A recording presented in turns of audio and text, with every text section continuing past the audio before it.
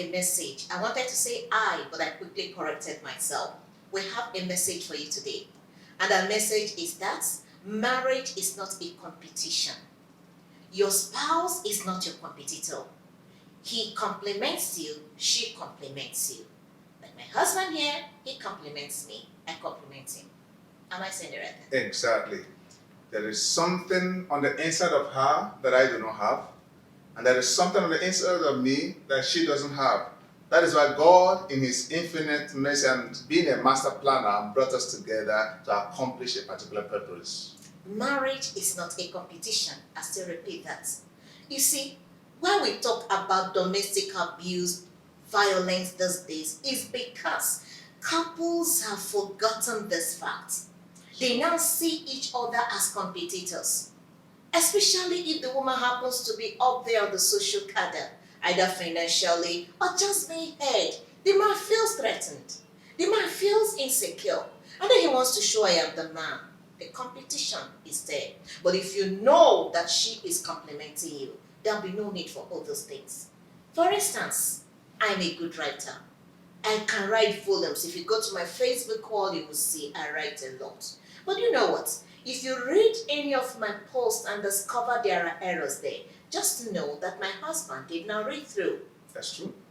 He can painstakingly read through my write-ups. He can read a page for an hour.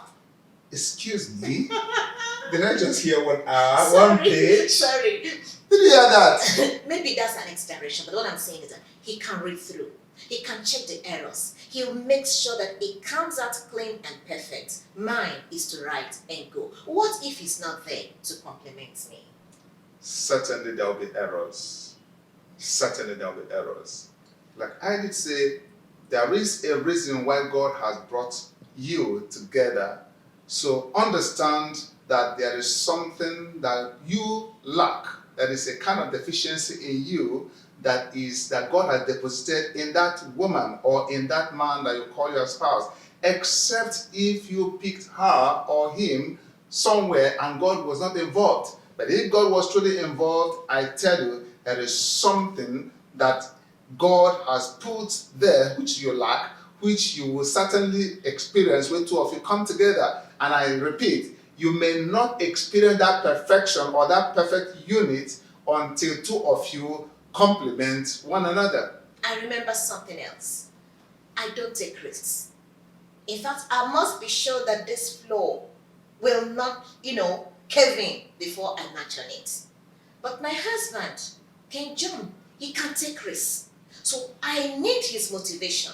He motivates me to do things. I need that motivation. Then I need to make him to start acting. I can act when I'm sure, but he acts whether he's sure or not. That is another place we complement each other. That's actually, a whole lot of story, I must tell you.